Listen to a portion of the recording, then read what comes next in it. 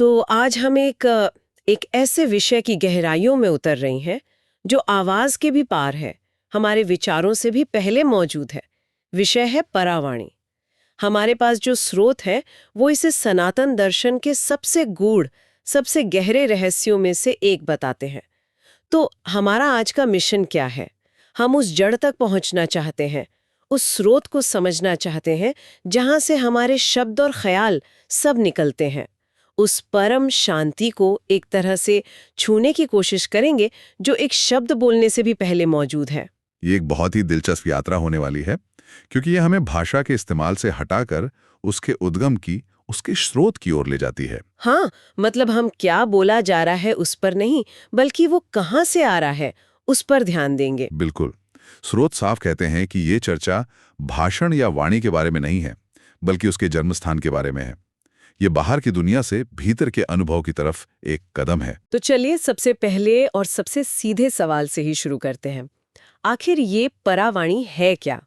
क्योंकि स्रोत इसे समझाने की शुरुआत ये बताकर करते हैं कि ये क्या नहीं है, जो मुझे काफी दिलचस्प लगा। हाँ, ये क्लासिक तरीका है उस चीज को समझाने का जो शब्दों से परे है। तो स्रोत कहते हैं कि ये कोई भाषा नहीं है, ठीक है। ये कोई मंत्र नहीं है, और और ये कोई कंपन या वाइब्रेशन भी नहीं है। ओके, वाइब्रेशन भी नहीं है। नहीं, ये है शुद्ध चेतना, प्योर अवेयरनेस। एक ऐसी अवस्था जहां ज्ञान तो है, लेकिन उसे व्यक्त करने के लिए कोई शब्द नहीं है, कोई ध्वनि नहीं है। एक मिनट, ये थोड़ा उलझाने वाला है। मतलब ज्ञान है पर उसे जानने वाला कोई नहीं और ना ही उसे बताने वाला कोई है। स्रोत कहते हैं कि इस अवस्था में न कोई बोलने वाला है, न सुनने वाला और न ही कोई अर्थ।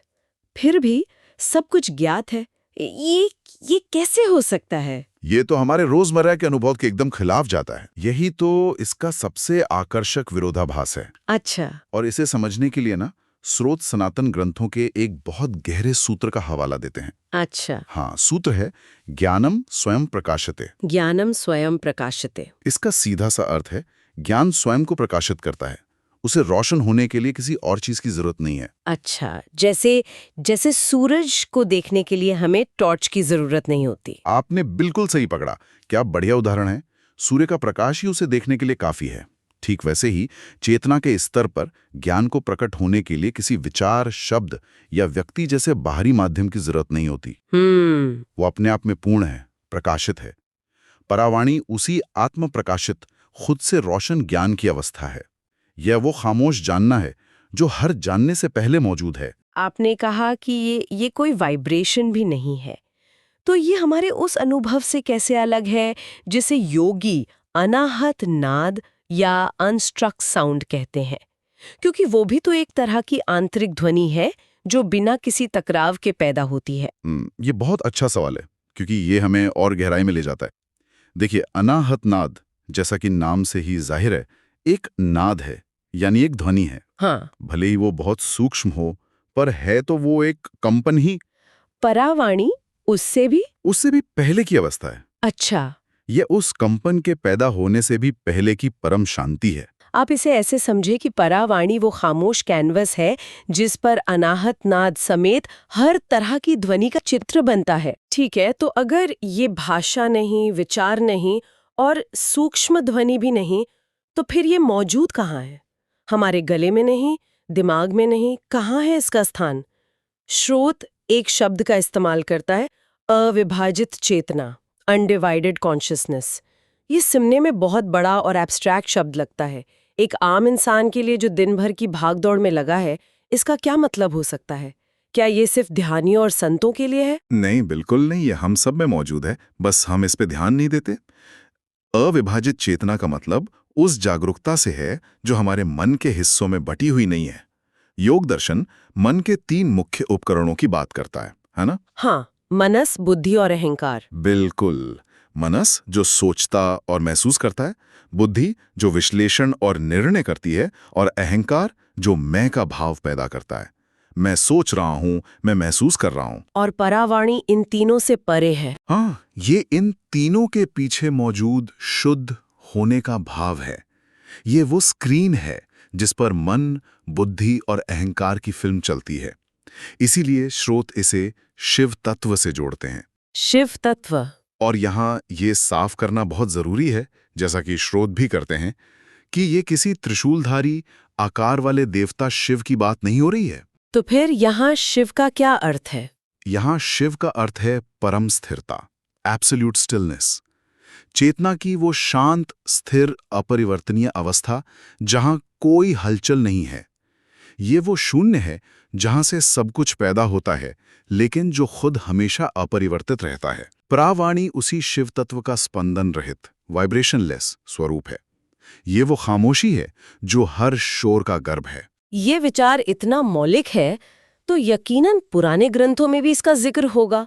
क्या श्रोत इस बारे में कुछ बताते हैं? हाँ, बिल्कुल।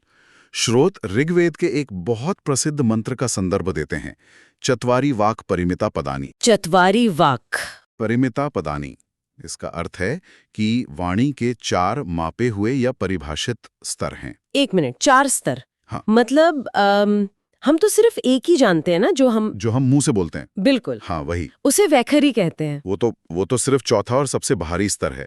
इससे पहले मध्यमा आती है, जो मन में चलने वाले अनकहे शब्द या विचार हैं। उससे भी पहले पश्यंती है, जहां विचार एक तस्वीर या भाव के रूप में होता है, शब्द नहीं होते। और इन सब से पहले इन सब का स्रोत है परा। अच्छा, तो ये एक क्रम की तरह है। पहले परा, फिर पश्यंती, फिर मध्यमा और आखिर में वैखरी। यहीं पर एक बहुत सूक्ष्म बात समझने की है, जिस पर श्रोता बहुत जोर देते हैं। ये समय का क्रम नहीं है। ऐसा नहीं कि पहले परा थी, फिर उससे पश्यंती बनी। अच्छा। नहीं, बल्कि परा शाश्वत रूप से मौजूद है, इटर्नली प्रेजेंट। वो हमेशा है। बाकी तीनों स्तर उसी से उठते हैं और उसी में वापस विलीन हो जाते हैं।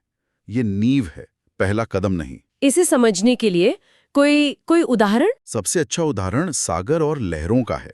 सागर हमेशा मौजूद है, लहरें उससे उठती हैं, कुछ देर रहती हैं और फिर उसी में समा जाती हैं। परावाणी वो गहरा, शांत सागर है, और पश्यंती, मध्यमा और वैखरी उसकी सतह पर उठने वाली लहरें हैं।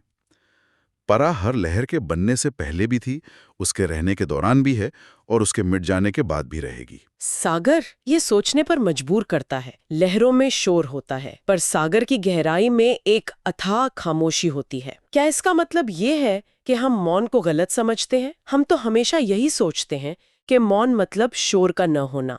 अगर कमरे में आवाज नहीं है तो हम कहते हैं कि शांति है। और स्रोत इसी समझ को पूरी तरह पलट देते हैं। वे कहते हैं मौन ध्वनि का अभाव नहीं है, बल्कि परावाणी की उपस्थिति है। वाह! ये एक क्रांतिकारी विचार है। ये मौन को एक नकारात्मक स्थिति, माने एब्सेंस ऑफ समथिंग, से एक सकारात्मक जीवंत उपस्थिति में, प्रेजेंस ऑफ समथिंग में बदल देता है। तो ये खालीपन नहीं है? ये खालीपन नहीं, बल्कि परिपूर्णता है। एक ऐसी परिपूर्णता जो हर अनुभव को अपने अंदर समेटे हुए है। शायद इसीलिए गहरे ध्यान में कभी-कभी खालीपन महसूस नहीं होता, बल्कि एक तरह का भरापन या फुलनेस महसूस होती है। या जब किसी वैज्ञानिक को अचानक किसी बड़ी खोज का आइडिया आता है या किसी कलाकार को कोई प्रेरणा मिलती है, तो वो यूरेका मोमेंट अक्सर शब्दों के बिना आता है। शब्द तो बाद में आते हैं, उस अनुभव को पकड़ने की एक कोशिश के तौर पर। बिल्कुल, अनुभव पहले होता है, उसकी व्याख्या बाद में होती है। सत्य को अक्सर समझाया नहीं जाता, उसे महसूस किया जाता है। इसी गहरे संबंध के कारण प्राचीन ऋषि कहते थे मौनम व्याख्या। मौनम व्याख्या यानी मौन स्वयं एक उपदेश है। जब मन का कोलाहल, वो जो विचारों का ट्रैफिक जैम है, जब वो शांत हो जाता है, तो जो ज्ञान सतह पर आता है वही परावाणी है। वो कहीं बाहर से नहीं आता, वो तो हमेशा से भीतर मौजूद था, बस विचारों के शोर ने उसे ढक रखा था। ये अचानक समझ में आने वाली बात से मुझे कुछ याद आया। कई बार हम किसी पहेली या समस्या में घंटों तक उलझे रहते हैं, और फिर जब हम थककर उसे छोड़ देते हैं और कुछ और करने लगते हैं, तभी अचानक जैसे बिजली कौंधती है और जवाब साफ दिखाई दे जाता है। स्रोत कहता है कि यह क्षण विचार से पैदा नहीं हुआ, जबकि हम तो यही मानते हैं कि हमने सोचकर हल निकाला। असल में वो हल तब आया जब आपने सोचना बंद कर दिया। हाँ। जब तक हम बहुत ज्यादा प्रयास करते हैं, एफर्ट करते हैं, हमारा मन तनाव में रहता है, एक संकरी गली में फंसा रहता है। लेकिन जैसे ही हम प्रयास छोड़ते हैं, मन शिथिल होता है, फैलता है। उसी शांति के अंतराल में वो गहरा ज्ञान जो पहले से मौजूद था, वो सतह पर आ जाता है। परावाणी स्वाभाविक रूप से प्रकट हो जाती है। और इसीलिए स्रोत इसे सीखना, लर्निंग नहीं, बल्कि याद करना, रिमेम्बरिंग कहते हैं। ये अंतर बहुत महत्वपूर्ण लगता है। हाँ, क्योंकि सीखने में ये भाव है कि ज्ञान बाहर से अंदर आ रहा है, जबकि याद करने का मतलब है कि वो पहले से ही अंदर था, हम बस उसे भूल गए थे। जैसे हम अपना ही नाम भूल जाएं और कोई हमें याद दिला दे। आत्म साक्षात्कार की पूरी प्रक्रिया को इसीलिए आत्मस्मरण भी कहा जाता है, अपने असली स्वरूप को याद करना। परावाणी उसी असली स्वरूप की भाषा है जो खामोश है। ये याद करने वाली बात दिलचस्प है। मुझे याद है एक बार मैं एक म्यूजिकल पीस पर अटकी हुई थी और घंटों की कोशिश के बाद जब मैंने उसे छोड़ दिया, तब शावर में अचानक पूरी मेलोडी दिमाग में साफ हो गई। शायद मैं उसे सीख नहीं रही थी, बस याद करने की कोशिश कर रही थी जो मेरे अंदर पहले से ही थी। ये एक उत्तम उदाहरण है। उस क्षण में आपका प्रयास करने वाला मैं वो रास्ते से हट गया और रचनात्मकता का स्रोत खुद प्रकट हो गया। लेकिन अगर ये हम सबके भीतर पहले से ही मौजूद है तो ये बात मुझे हमेशा परेशान करती है। फिर गुरुओं और शास्त्रों की क्या जरूरत है? हम इससे किसी क्लासरूम में विज्ञान या गणित की तरह क्यों नहीं सिखा सकते?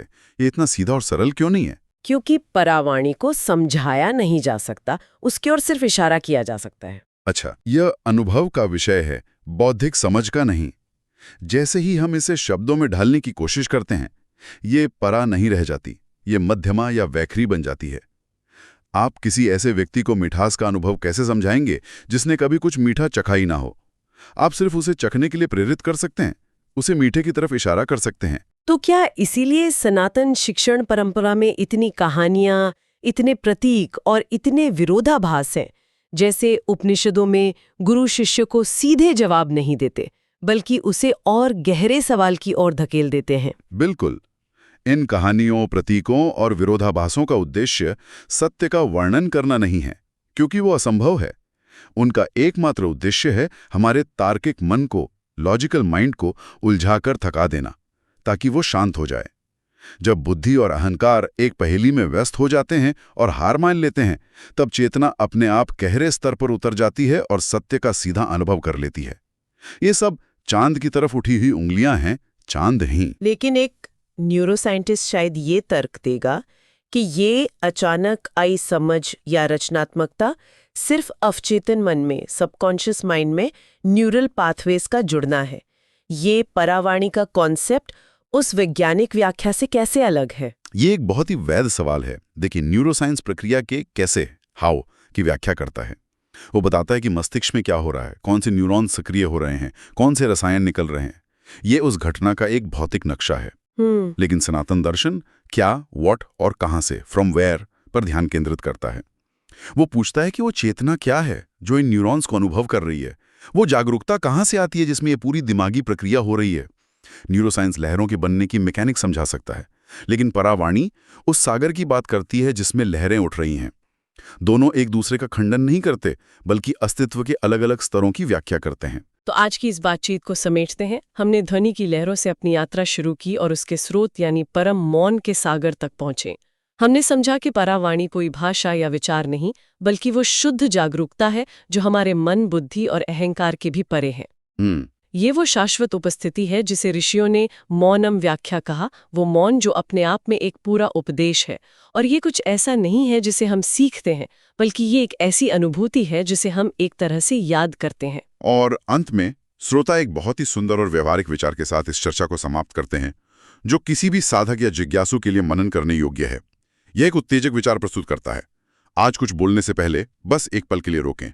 कोई विचार सोचने से पहले बस ध्यान दें। शब्दों और विचारों के बीच एक छोटा सा अंतराल है, जो खामोशी का एक पल है। हाँ, वो पॉज। उस मौन अंतराल में परावाणी पहले से ही मौजूद है, ध्वनि के रूप में नहीं, विचार के रूप में नहीं, बल्कि आपके अपने वास्तविक स्वरूप के रूप में।